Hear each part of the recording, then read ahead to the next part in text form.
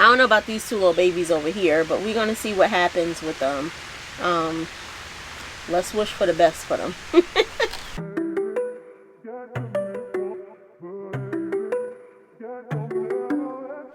Hey garden friends, welcome back to Not Quite Homesteading, ESK Garden. Today we're in the garden about to transplant our second round of tomatoes into the ground. It is the second day of spring. It is beautiful. I think we are in the clear for planting tomatoes, and it's time for us to move some things so that I can get some other things up potted. Our temperatures right now, we're about 50, high 50s, low 60s, and we'll be like that for the next day or two. And after that, we're going to be in the 70s. Our nighttime temperatures will be between 45 and 55. So we'll pretty much be in the clear for our warm season crop planting. I am going to be planting these tomatoes in grow bags, so I will be doing indeterminate and determinate varieties in the grow bags. I think we're at capacity on our raised bed space for the moment, but I will be planting some more tomatoes out in the ground when I put down some more beds. So if you want to see that, definitely stick around. If this is your first time visiting us, if you're a gardening enthusiast, love a good gardening journey, or if you're a gardener yourself looking for community support, definitely hit the subscribe button, leave a comment, and let's engage, have some fun around this gardening thing. Without further ado, I'm gonna go ahead and get these bags together. We do have to add soil to them, get our fertilizer in, and then we can go ahead and start transplanting our plants out. I think at this stage, because these are 20-gallon grow bags that I'm using, I'm going to put probably about 4 plants in each bag. I'm aiming largely for indeterminates in these. I do have some other bags that I have planned out for determinate tomatoes, but we're gonna go for indeterminates in these, between 3 and 4, and there might be room for like a 5th plant, maybe like a pepper plant or something.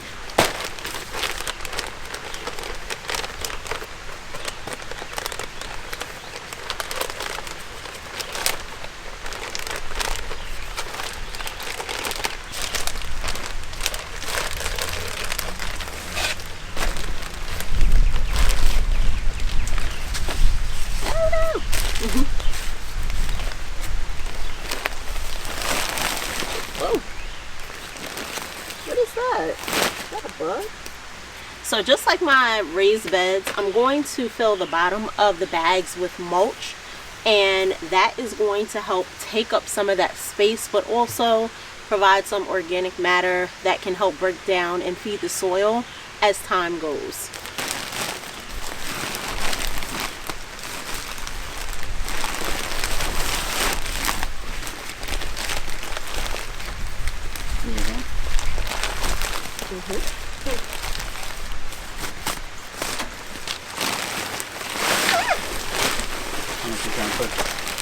Half and half, because these are really big bags, and I'm not trying to use 3 bags of soil, huh?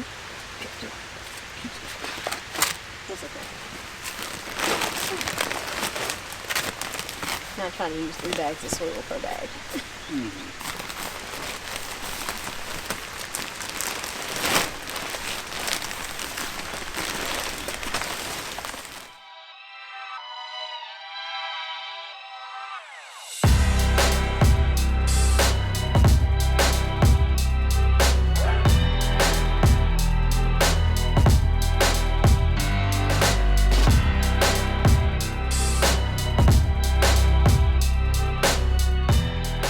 So this actually saved like using so much soil. The first couple of bags I did like this, I actually used about 2.5 to 3 bags of soil per bag because I didn't have mulch to put at the bottom.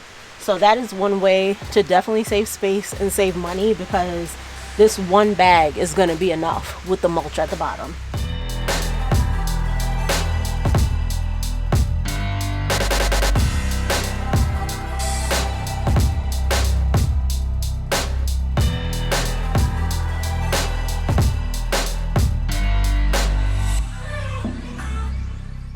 So I'm going to use this too, in addition to the blood meal and bone meal that I already have mixed, or rather the bone meal and the tomato tone that I already have mixed together. I had some left over from the last time, but I have this. I need to use it, so I just kind of want to use it up.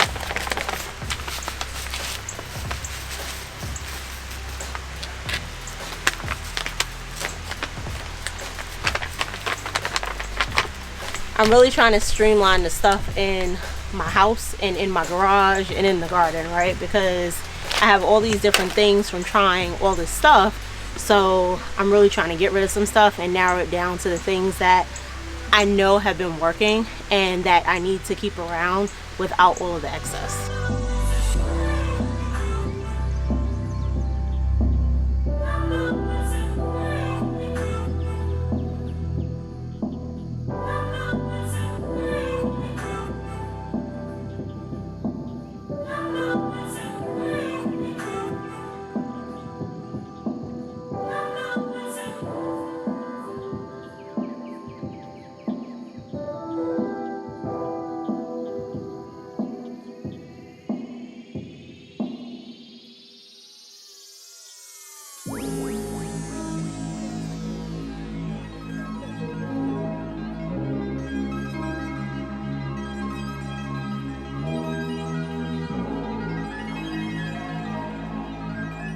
So we're planting 2 cherry tomatoes like on this end, and then I'll do 2 different plants on this side. But that is 2 plants that I have over here.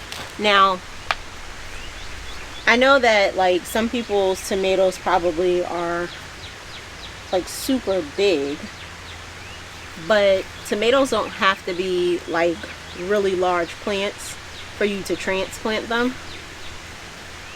They will do fine growing from this size essentially.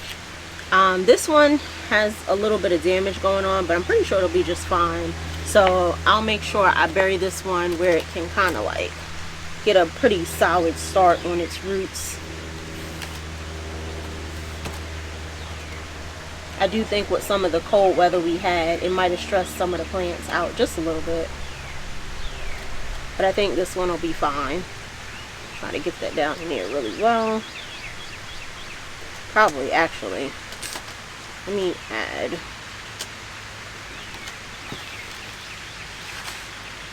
and I think some of them just did better than others, but we're still gonna just give them a try anyhow.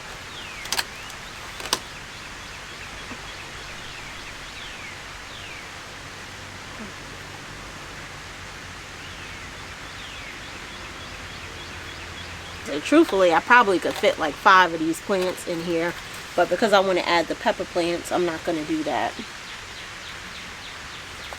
And you can see this one looks a little bit better than that one that we just planted.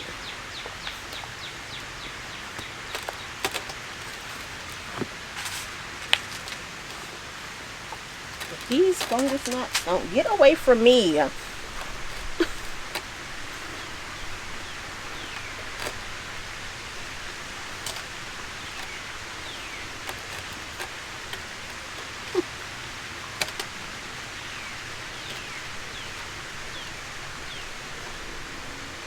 Now this is another San Marzano. This one doesn't look like it's doing that great. I'm still going to plant it anyway and see what comes of it, but I think that this will be the only one of those that I plant in here.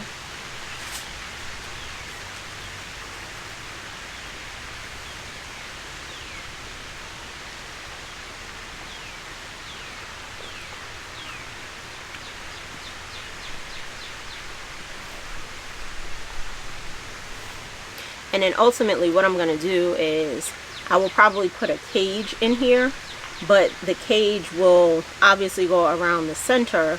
That way when I put the pepper plant in as well, that'll hold the pepper plant, and then I can actually just tie the stake for the tomatoes against that until I have the solution that I want. Which if I have that, then I might be able to like skip that part or skip worrying about having to stake it. But I'm making it make sense in case I have to do it either way. So I don't know about these 2 little babies over here, but we're gonna see what happens with them. Let's wish for the best for them. I think with the nice weather we can have a little bit of hope here. I think I am gonna do 5, and the reason I think I can get away with 5 in this one is because 2 of them are cherry tomato plants. They're all gonna be on a single vine, but because the cherry tomato plants, those like fruits are so small, I don't think it will impact the rest of this. So I'm gonna go ahead and put my one of my early girls here.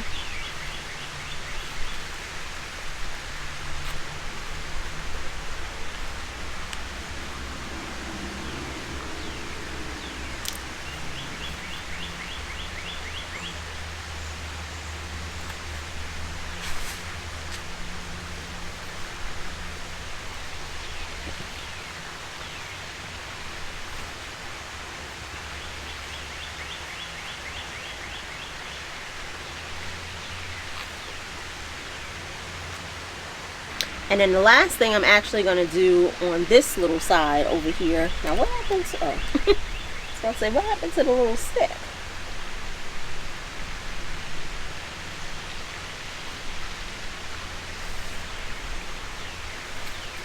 I'm not really sure what happened to my orange jubilee. I don't know if they germinated or not. I guess they didn't because I don't really see them anywhere. So I'm going to go ahead and just direct sow this orange jubilee tomato. And it might be, you know, a little bit behind the 8 ball for production, but it'll get there. I'm not worried about it. So I almost put the seeds on the wet ground.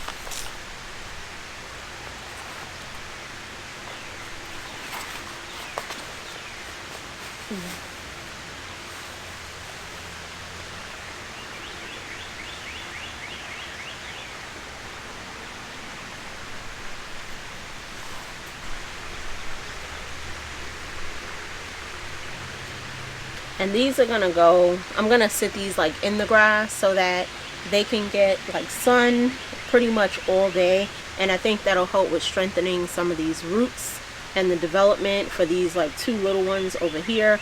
Plus it'll give our seeds the, you know, the warmth that it needs to actually germinate quickly and to get a strong start with its root growing.